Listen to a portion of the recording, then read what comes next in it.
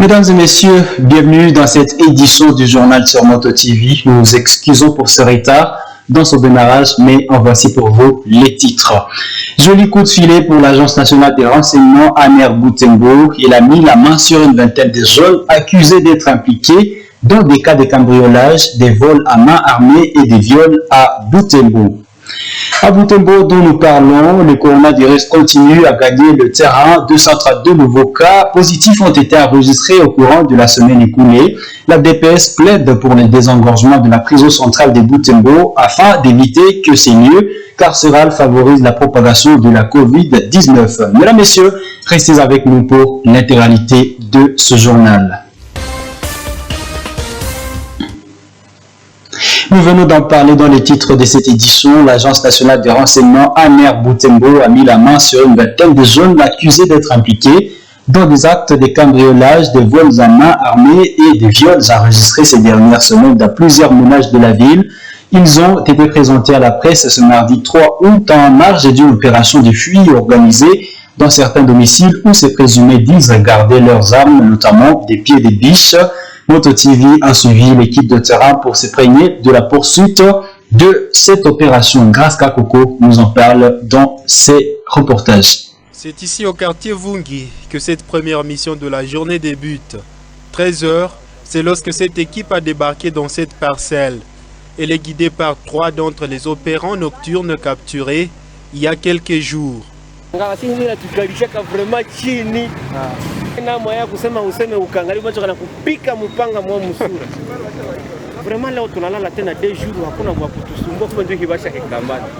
À cet endroit, l'équipe recherche des pieds de biche et quelques armes blanches avec lesquelles opèrent ces jeunes, car d'après les guides, c'est en cet endroit qu'ils ont l'habitude de cadrer leurs outils de cambriolage. Mais au terme de la fouille, rien n'est trouvé. Cette opération de fouille d'armes blanches est couplée avec celle des traques d'autres opérants nocturnes. L'équipe signe ses passages dans certains ménages à Vuseya, sur avenue Semouliki et dans plusieurs autres coins du quartier Lumumba.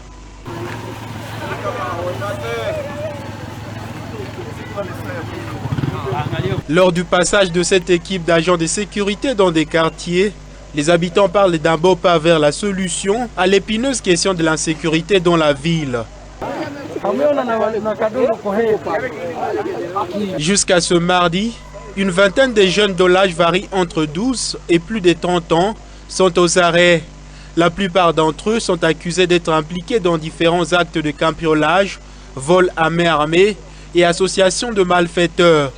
Parmi eux figurent les présumés agresseurs d'Evariste Kasseré Kamwenge Qualité, journaliste à la radio Moto Butembo Beni, et ceux impliqués dans les viols enregistrés à Butsundo la semaine dernière.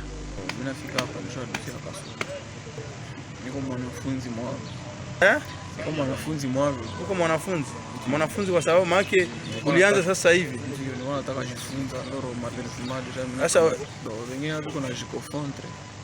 Ndio na kofontre vema mashuza hapo. Mimi nishingia tu kwa mashombi.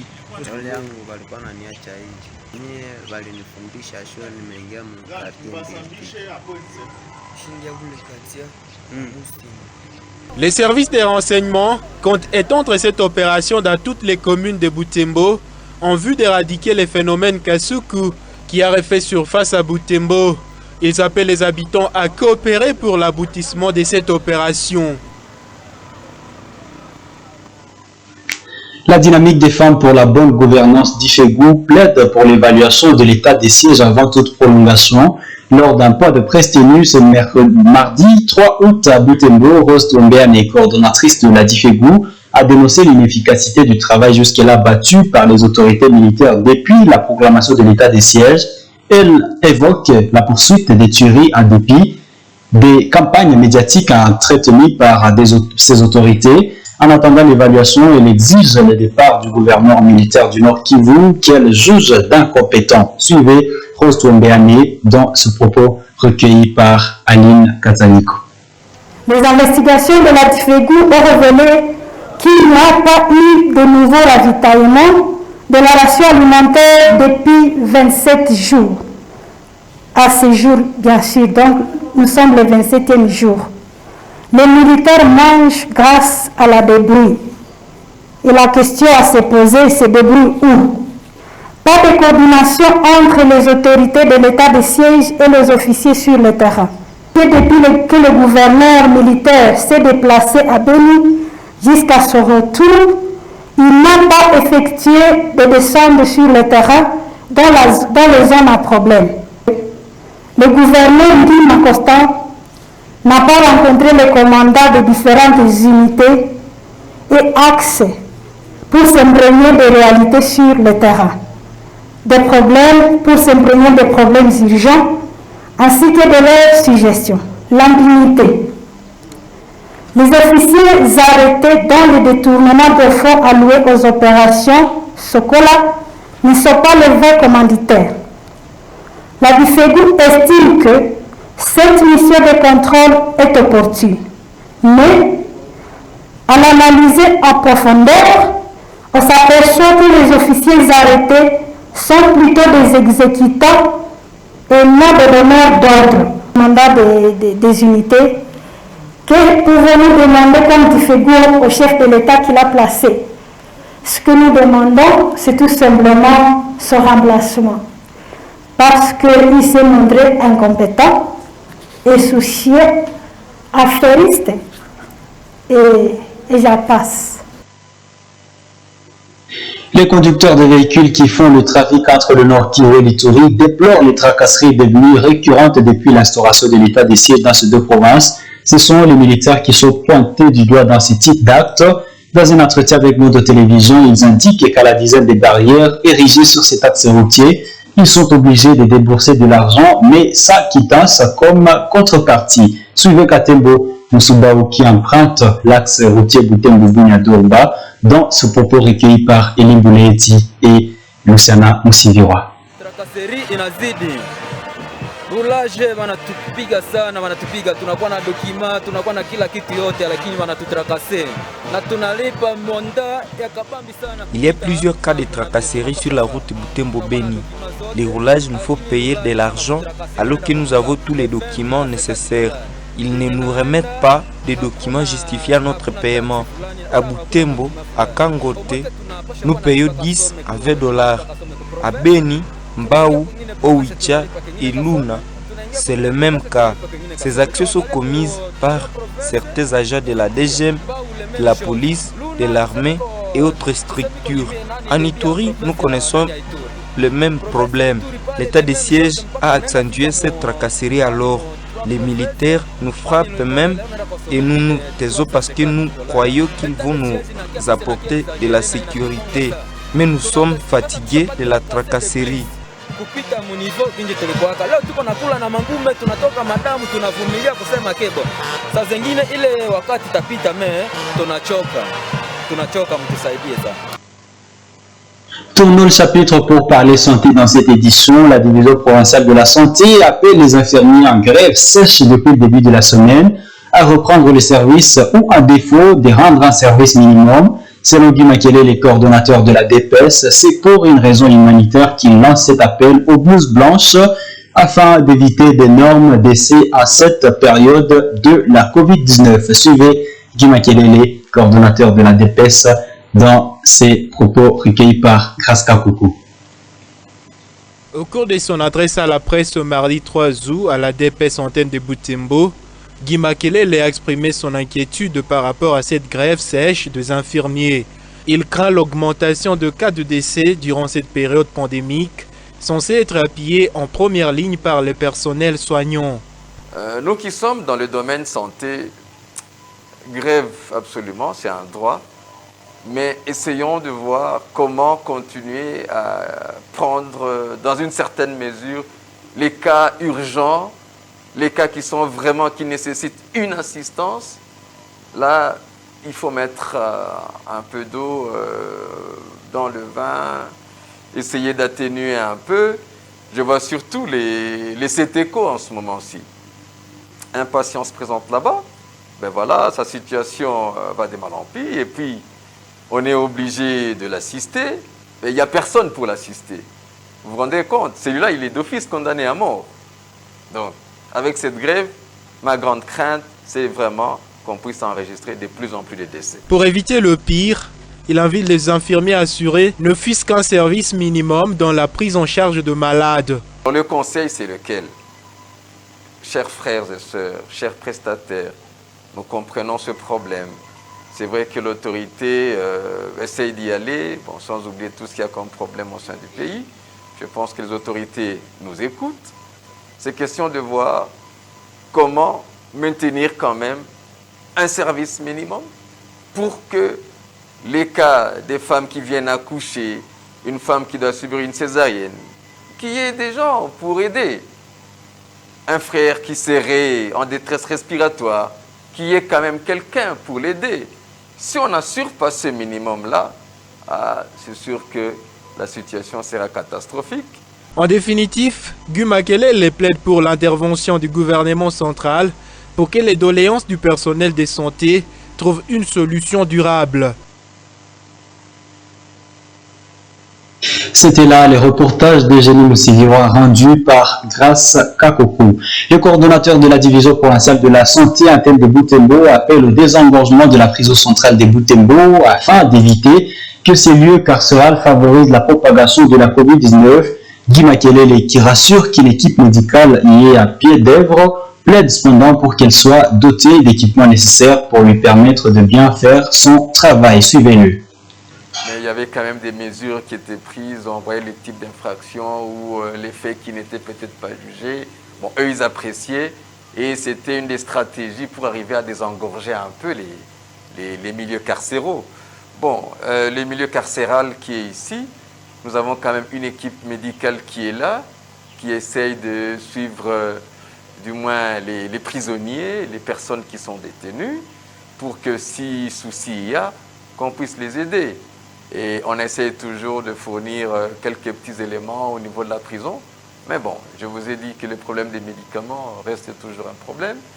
Je vous ai parlé des intrants pour même se protéger, les équipements de protection individuelle. Ça non plus, on n'en a pas assez, ou souvent on est en rupture. Bon, au sein de la prison, nous essayons de faire juste le minimum, mais dire qu'on arrive à séparer les prisonniers, bon, ça c'est vraiment difficile. On essaie juste de leur prodiguer de conseils, attention, essayer de porter des masques. À l'époque, à un moment donné, je sais qu'on avait quand même donné quelques masques pour que ces derniers puissent se protéger. Mais aux dernières nouvelles, on m'a dit que tout ce qu'on avait donné là, il n'y a presque plus rien. Bon, là, on va encore demander à nos partenaires qui nous appuient toujours et que nous ne cessons de remercier si ces partenaires peuvent nous aider encore pour essayer de rendre disponibles quelques masques pour que les prisonniers soient quand même aussi protégés. Ça serait aussi une très bonne chose. Lors de la conférence de presse animée ce mardi 3 août, la DPS révèle que 232 nouveaux cas positifs à la COVID-19 ont été enregistrés au courant de la semaine écoulée. Société, les déplacés de guerre vivant à Butembo désapprouvent le fonctionnement des deux bureaux parallèles chargés de connecter l'instance et l'assistance alors leur destinée dans la ville. L'un est tenu par l'ISPON et l'autre par une association située en cellule Fatouma. Certains qui se sont confiés à Moto TV expliquent que ce problème de leadership désoriente les bienfaiteurs et ne permet pas la bonne canalisation des biens. Ils demandent aux autorités politico-administratives de régler ce problème en autorisant le fonctionnement d'un seul bureau ou en fusionnant les deux bureaux. Suivez-les dans ces propos recueillis par Luciana Moussiviroa et Mwanpenzi Manzekele. Ni kusema tulifika kumeri kwenda lilia mama maire de ville kusudi atupatie. Nous sommes allés à la mairie pour réclamer que nous ayons un seul bureau parce qu'actuellement, nous manquons de la nourriture, les vêtements, les médicaments. L'ISPRON ne reçoit plus de dons. Ces dons partent dans un autre bureau. C'est pourquoi nous avons besoin d'un seul bureau dans la ville. Tunakosa kama tulilie bureau gani kule mabiro yote ya kufonde. Tupite huku turudie huku. J'ai besoin d'un seul bureau parce que nous ne trouvons pas de solutions à cause de leurs problèmes privés.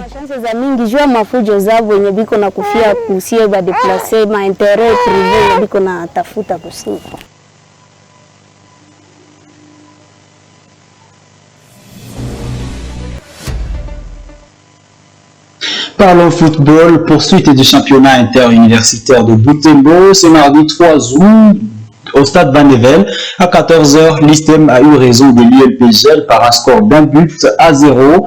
Et à 16h, s'est joué le match entre l'ISC et l'ISP Mwangi. Cette rencontre n'a pas connu une fin normale suite à la pluie. Samuel Waïda nous en fait le point dans ce reportage. Dans ce stade Van Nevel, dit Matokeyon, l'Institut supérieur de commerce à rouge-noir et l'Institut supérieur pédagogique de Mwangi à vert. C'est sous cette pluie que les deux équipes se sont confrontées. Le match se sont déroulé normalement jusqu'à la 25e minute lorsque l'arbitre central a décidé d'interrompre suite à la pluie qui s'est intensifiée. Ce match reste cependant très équilibré. Elle reprend après quelques minutes. Seulement 15 minutes plus tard, les officiels du jour ont décidé de couper ce match et de reprogrammer pour une date ultérieure. À ces problèmes liés à l'état du stade, le capitaine de l'ISC reconnaît la loi du football parlant de l'état de stade. On s'est incliné à la loi puisque la loi est dire nous c'est la loi et on nous a présenté que justement si le stade est praticable, il est justement impérieux de pouvoir arrêter le match et puis les programmer prochainement. C'est pour cela que nous avions compris quand on nous a expliqué ainsi. Et puis nous espérons justement jouer les autres matchs pour justement continuer avec la partie. De l'autre côté, le capitaine de l'ISP Mwangi, inquiet, appelle les organisateurs de reprogrammer cette confrontation si vite. C'est nous les joueurs qui jouent les matchs, ce n'est pas l'arbitre qui joue les matchs. Ce que je peux dire aux organisateurs, c'est de voir comment organiser encore de nouveau et comment orienter les stades, comment entretenir les stades pour qu'à la prochaine, même si la pluie. 2 heures avant cette rencontre, soit à 14h, l'Institut supérieur de technique médicale ISTEM a joué l'Université libre du Grand Lac. L'ISTEM à vert blanc a eu raison de l'ILPGL à noir blanc par score de 1-0. Ce mercredi 4 août, dans cette même compétition, des rencontres seront au rendez-vous. À 14h, l'IOR jouera l'UBC et à 16h, l'USPT tentera de défier l'ICG. Et mesdames, messieurs, c'est par ici que nous bouclons cette édition du journal. Merci à vous toutes et à vous tous qui l'avez suivi. Au revoir.